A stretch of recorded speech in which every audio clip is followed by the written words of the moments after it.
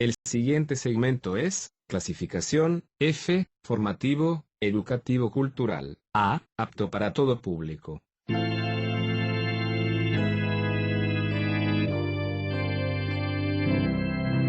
Bienvenido a Hora de Estudio Bíblico, con nuestro maestro el Dr. Lehman Strauss. Este estudio es el resultado del tiempo personal con el Señor, el ministerio pastoral y la experiencia en conferencias bíblicas del Dr. Lehman Strauss. Él nos instruye y alienta con la enseñanza de la palabra de Dios. Ahora, el Dr. Strauss. ¿Qué tal, amigos? Bienvenidos a nuestro programa. Es un gusto para mí poder estar con ustedes para compartir de la palabra de Dios. Hoy vamos a ver Joel, capítulo 3, desde el versículo 9 hasta el versículo 14. Pero antes de tener nuestro tiempo de estudio bíblico, vamos a orar. Padre Celestial, te agradecemos una vez más por tu palabra, esta formidable Biblia que ha sido de tanta bendición a millones de personas a través de los siglos. Te agradecemos por su poder salvador y por la manera en que nos guía. Oramos ahora que tu palabra nos instruya en este día, nos inspire y nos hable conforme a nuestras necesidades. Te pedimos todo esto en el nombre del Señor Jesucristo. Amén. Quería dar comienzo leyendo los versículos 9 al 13 del capítulo 3 de Joel.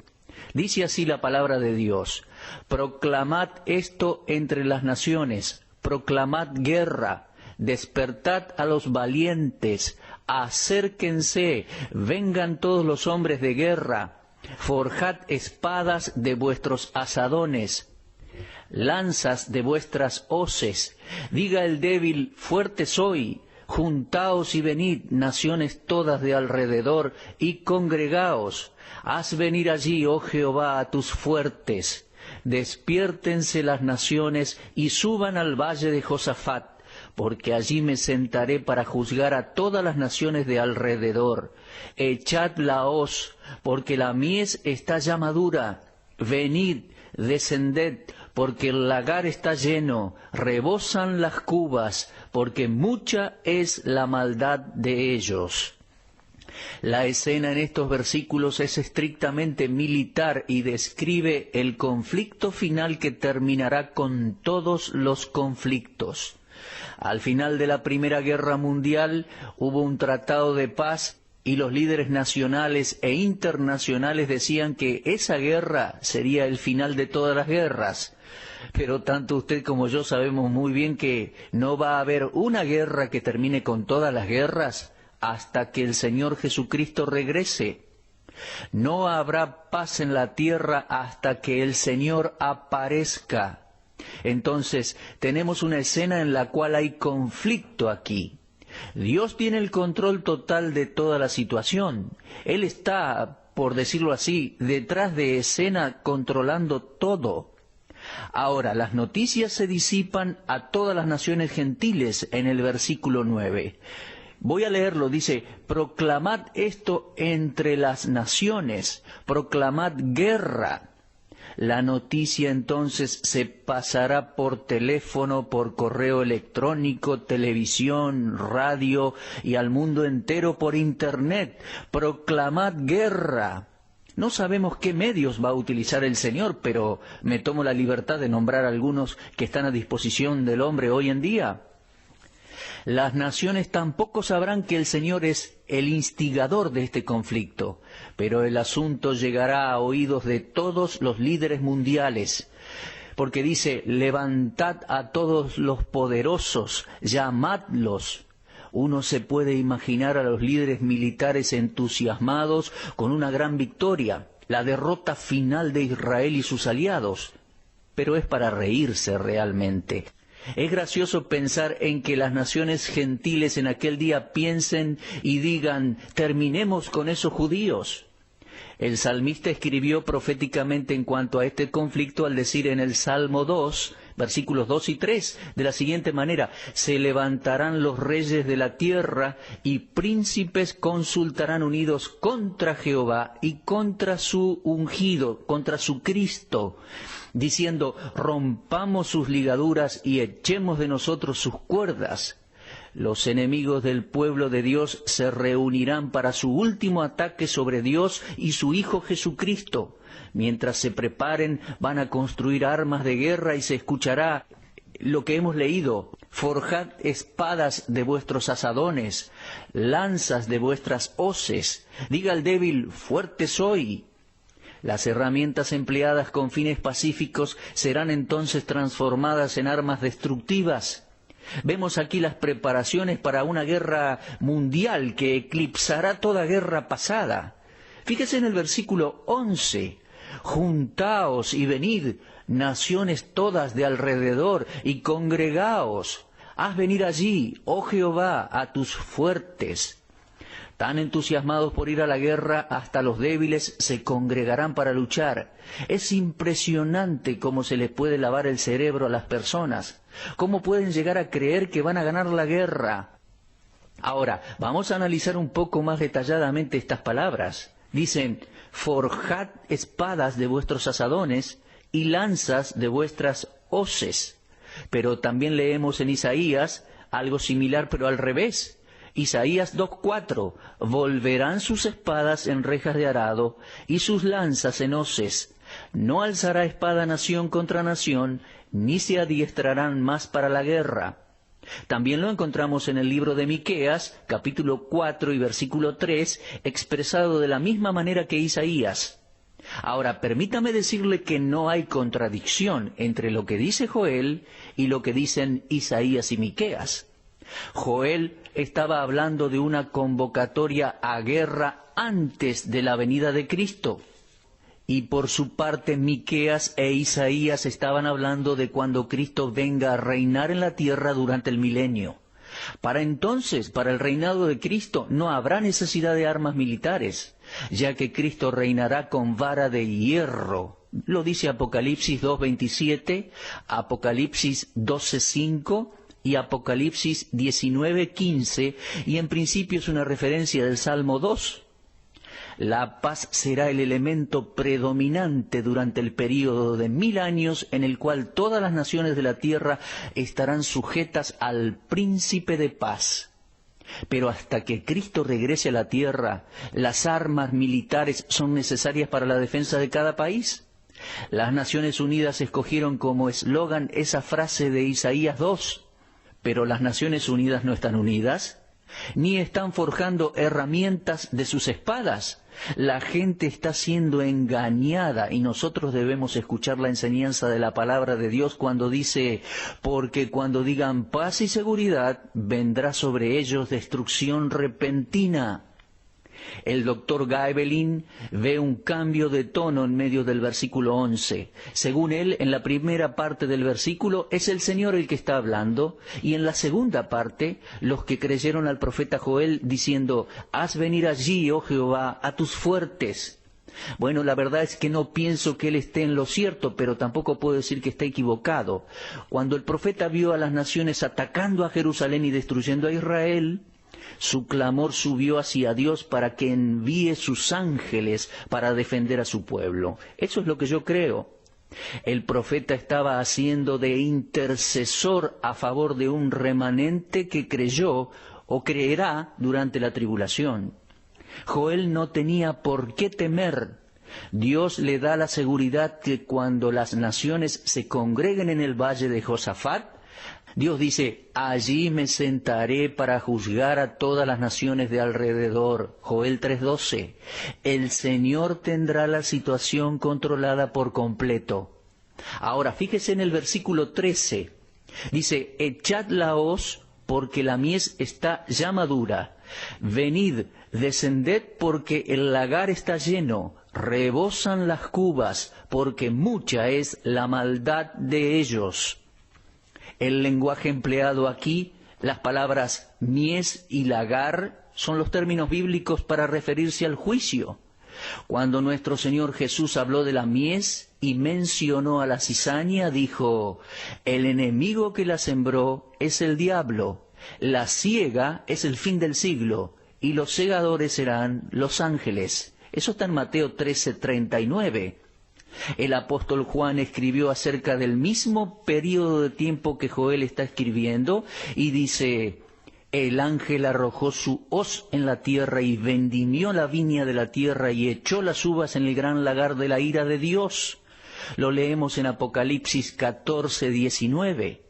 Y cuando Juan describe a Cristo viniendo a enfrentar a las naciones impías, en Apocalipsis 19:15, él dice: de su boca sale una espada aguda para herir con ella las naciones, y él las regirá con vara de hierro, y él pisa el lagar del vino del furor y de la ira del Dios Todopoderoso. Ahora bien, mis queridos oyentes, aquí tenemos palabras muy duras. La hoz y el lagar nos hablan de juicio. Tanto en el Antiguo como en el Nuevo Testamento la iniquidad continúa desarrollándose y madurando hasta el tiempo de la siega. Joel ve a las naciones impías acumuladas como las uvas en el lagar, esperando el juicio de Dios. El día de Jehová será un día de terror para ellos.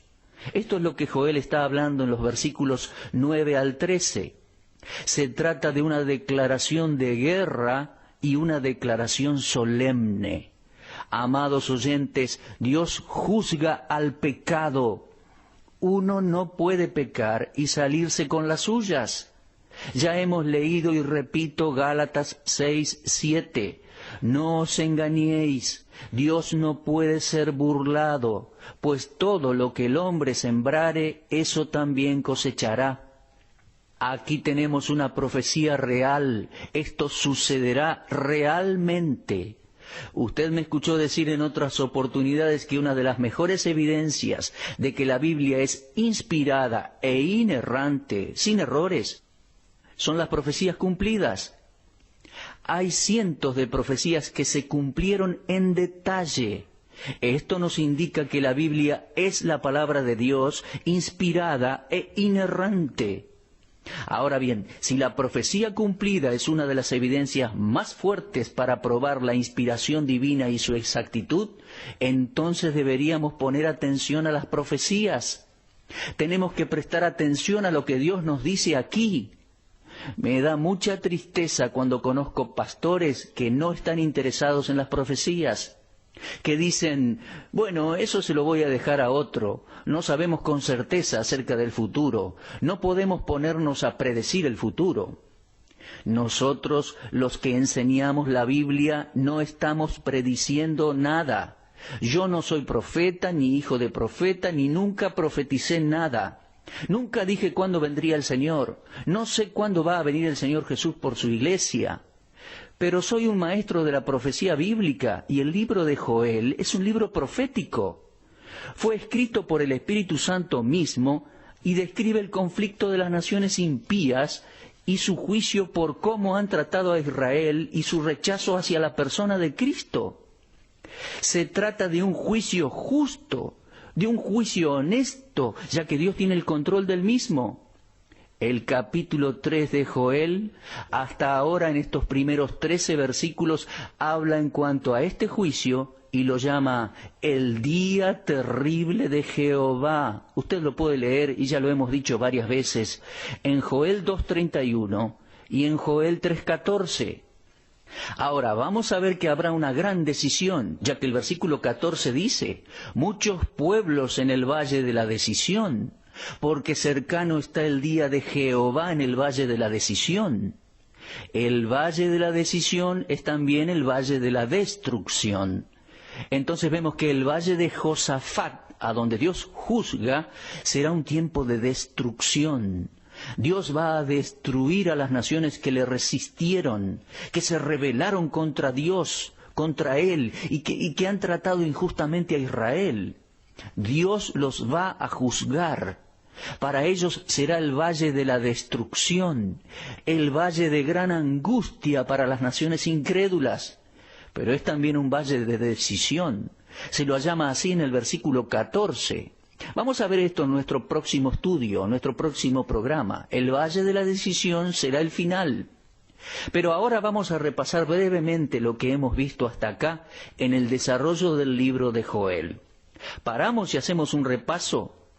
Tenemos una profecía aquí que proviene de la pluma de Joel, que habla históricamente en el primer capítulo de una plaga literal de langostas, la cual Dios mandó sobre la nación de Israel a causa de su mal comportamiento. Se trataba de un juicio de parte de Dios, y recuerde que a quien Dios ama, castiga. Todos los castigos de Dios hacia su pueblo son para bien y son para su gloria. Y nosotros como cristianos hoy en día debemos también aprender eso. Es una verdad que la vemos tanto en el Nuevo como en el Antiguo Testamento.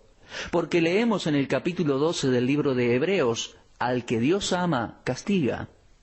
Dios no nos castiga porque nos odia, no, Él nos castiga por amor. Y aquí en Joel capítulo 1 tenemos la narración histórica de una plaga de langostas que barrió con la tierra como juicio divino. Y fue en primer lugar, en primera instancia, a causa de sus borracheras, lo cual fue la base de la ruina moral, tanto de los individuos como de la nación de Israel. Luego pasamos al capítulo 2 y se nos presenta el día de Jehová. Repito, estamos repasando el libro de Joel. Al ingresar en el capítulo 2 se nos va presentando el día de Jehová. Y comenzamos a ver el aspecto profético de este libro, el aspecto futuro. Al llegar al capítulo 3, Dios es muy explícito. Él va a dar los detalles del juicio que se aproxima. Ese período de tiempo conocido como el día de Jehová, el día terrible de Jehová, será un día de destrucción y guerra. Cuando las naciones se reúnan en el Medio Oriente, allí se desatará la guerra final y allí intervendrá el Señor Jesucristo. Muchas veces se me preguntó si creía yo que existiría una guerra nuclear que destruiría todo antes del regreso de Cristo, y mi respuesta fue siempre no, claro que no. No puedo concebir ni ver en la Biblia algún conflicto nuclear antes de la venida de Cristo. De suceder así, las bombas de hidrógeno y nucleares, etcétera, terminarían con la humanidad. Mi amigo, el final conflicto es el conflicto del Valle de Josafat, conocido también en la Escritura como Armagedón, un conflicto en el cual Dios va a vindicar su justicia y su santidad, cuando Dios se vengue y juzgue al pecado y a los pecadores. Bueno, esa es la semblanza, ese es el panorama del libro de Joel. Vamos a detenernos ahora, pero le animo a que siga atento. Mire, le aconsejo, lea por sí mismo y de corrido el libro de Joel. Es breve y va a ser fascinante entenderlo, y aún Dios le va a hablar en los más mínimos detalles. ¿De acuerdo? Muy bien, si Dios lo permite, continuaremos con nuestro estudio en nuestro próximo programa. Será hasta la próxima y muchas gracias por su atención. Usted estuvo escuchando Hora de Estudio Bíblico con el maestro el doctor Lehmann Strauss. Si desea escuchar una vez más este mensaje, visite nuestra página en la internet www.bbnradio.org. Le dejamos la invitación para que el día de mañana nos acompañe aquí, en este mismo horario y punto del dial. Hora de Estudio Bíblico es una producción de BBN.